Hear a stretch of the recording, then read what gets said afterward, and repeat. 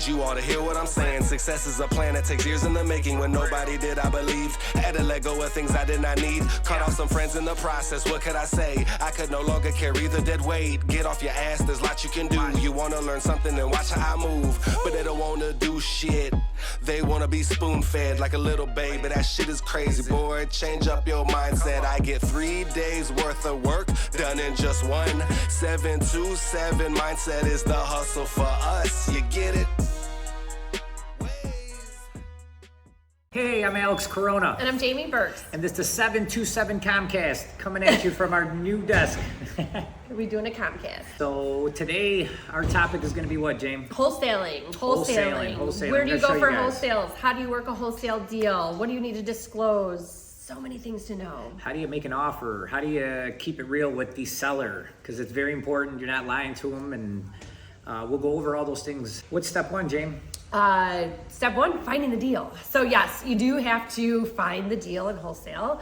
Everybody always says, I want to do some wholesaling, things like this. So you have to find out where you're going to find the deal, who are you buying the property from, and my big thing with it is just communication. So when we get, Alex is more so on the streets as far as looking at the properties, evaluating what it's going to be worth, because you have to look at a couple different things. What are you getting the property for, and how much can you sell it for? So let's start where do we find the deals, yes. Right? So where do we find the deals?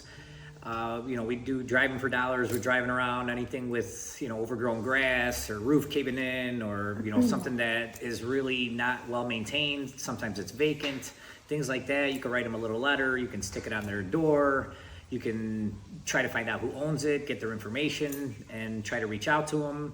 We send out mailers. We do all kind of different things. Even when, somebody's looking to sell their house, they reach out to us and we go over there and see, how we can help them. Sometimes people don't want to list their home. They don't want to put the house on the market. They don't want to deal with it. Most importantly, they need the money now. So it's very important that, you go over there with an open mind, and most importantly, have the right questions and be very upfront with them, what you're going to do with the property. I hear it a lot, they're trying not to tell them this or tell them that.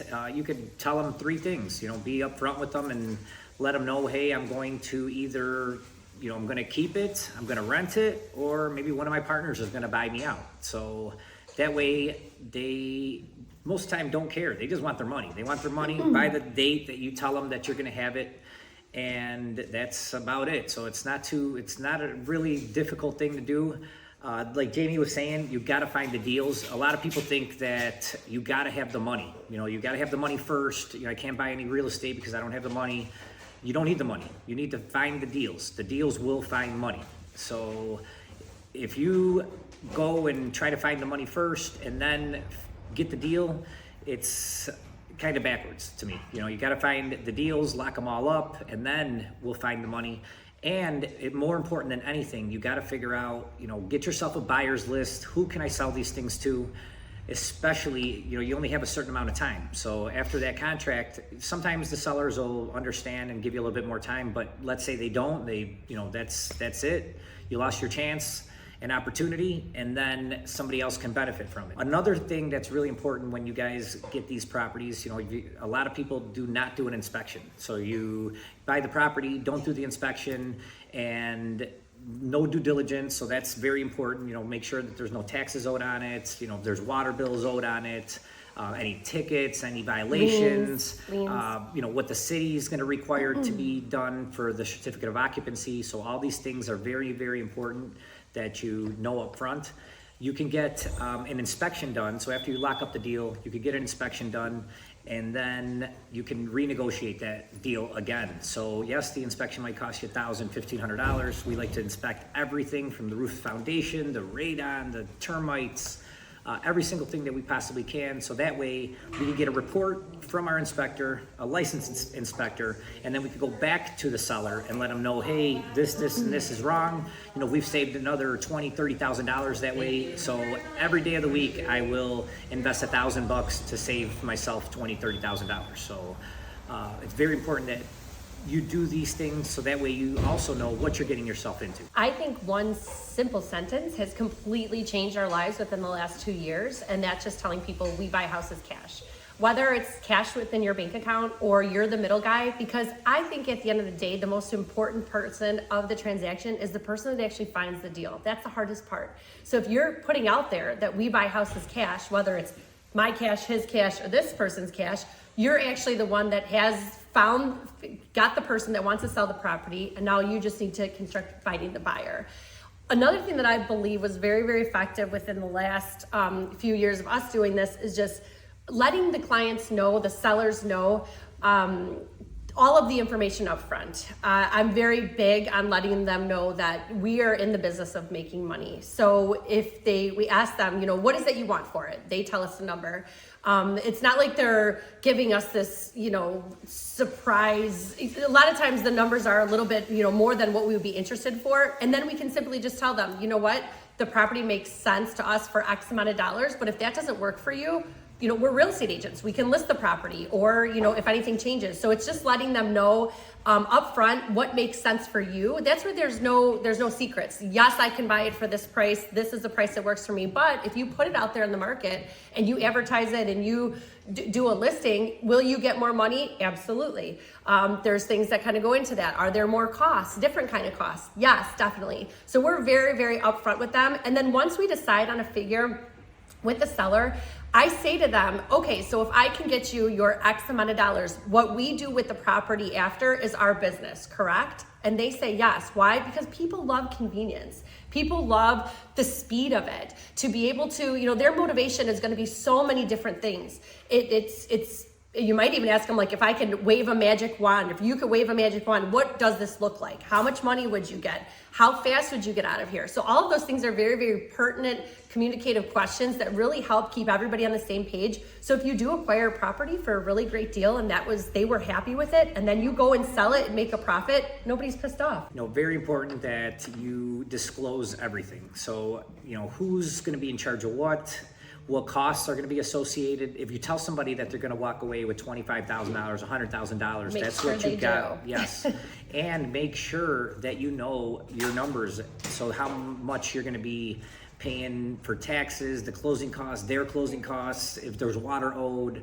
There could be so many things that are associated with it. So it's very important, because if you tell them, hey, I'm going to give you, $50,000, and then you find out that $5,000 is owed in water and their back taxes is $10,000, well, guess who's going to have to pay for that? You are. Mm-hmm. So it's very important that you figure these things out.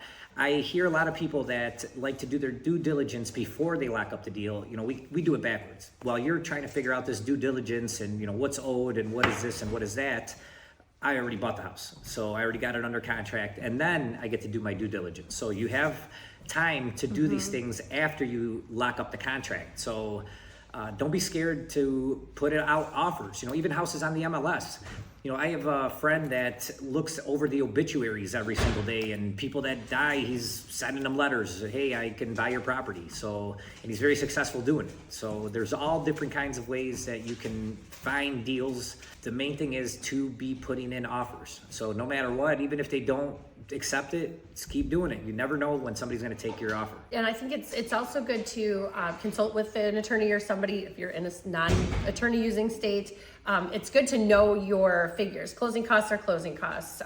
That's going to happen. But do have a good understanding of what tax proration. State of Illinois, we have some pretty big taxes. So you do need to know what kind of tax prorations you're receiving when the seller closes the deal with you, as well as when you're selling it. What kind of tax proration do you need to give to that next buyer? I think that was probably one of the largest lessons that we've learned doing it, just making sure that we knew our numbers there. And step one, I didn't even mention, if you're not sure what wholesaling is you're just buying a property, not even using $1 of your money, and finding a purchaser. So you're selling that contract. So your seller is A, I'm B, Jamie the buyer is C. So I lock up the contract with the seller, and then I find a buyer to sell it to.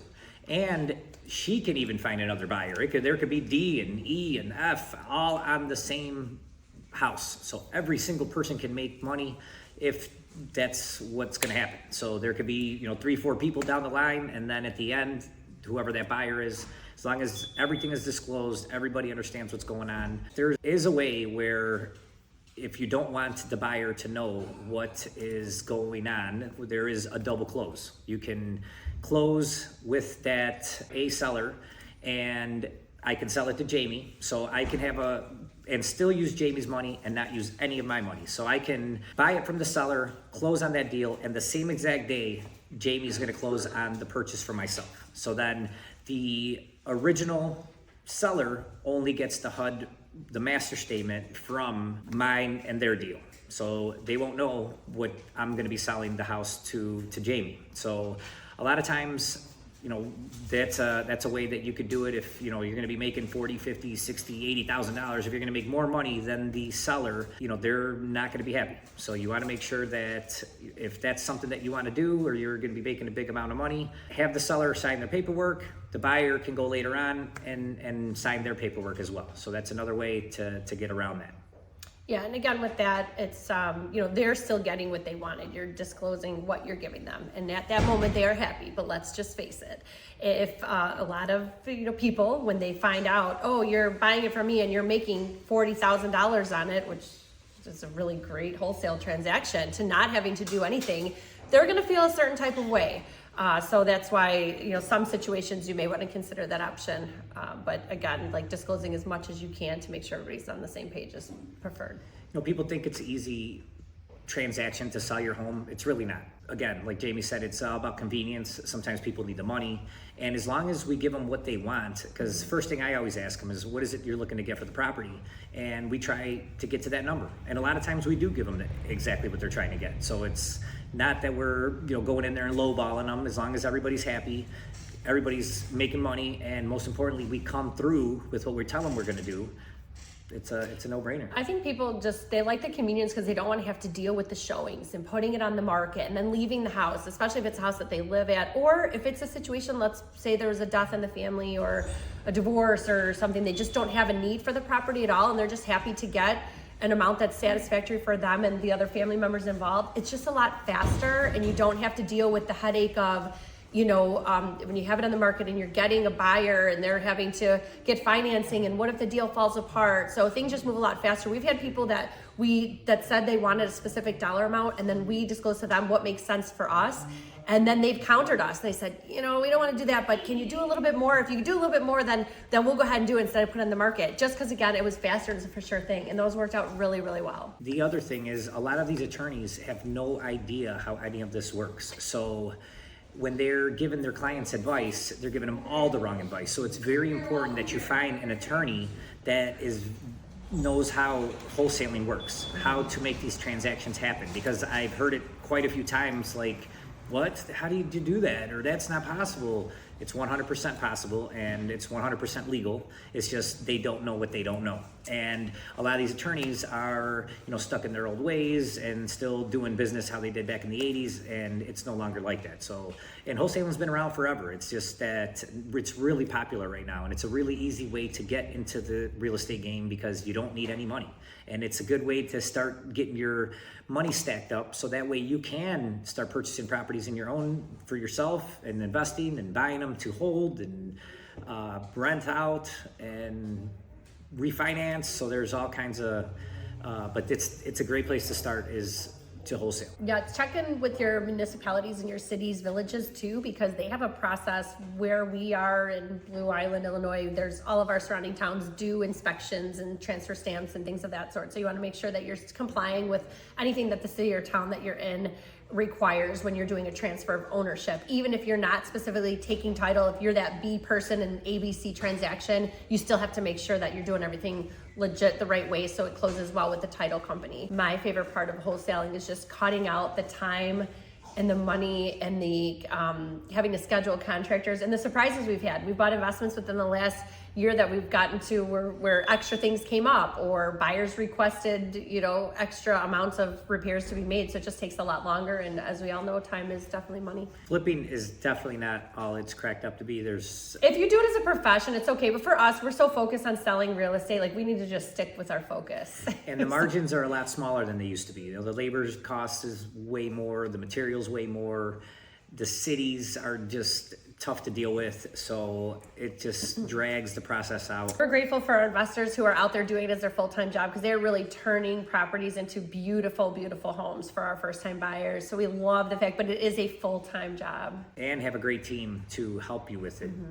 It's very important that you do all your due diligence and have the right contracts in place to lay out who's going to be doing what, so that way there is no surprises, there is no he said, she said, everything's on writing, what your part is, what their part is, what the buyer's part is, so that way there is no problems. You want to make this process go as smooth as possible. We have we have sellers referring us other sellers, so that way, we know we're doing good business, because otherwise they wouldn't be referring us more sellers. Yes, and we've learned along the way. We always had to start from somewhere. So if you have any questions and you want to hear, you'd like to learn from our mistakes, we've been more than happy to tell you the do's and don'ts from our experiences. So don't be afraid to hit us up. Definitely. So you guys have a great day. Appreciate your time. 727 podcast, 727 Comcast. See you next time at our next Comcast. Bye. Yeah. I'ma need you all to hear what I'm saying. Success is a plan that takes years in the making. When nobody did, I believed. Had to let go of things I did not need. Cut off some friends in the process. What could I say? I could no longer carry the dead weight. Get off your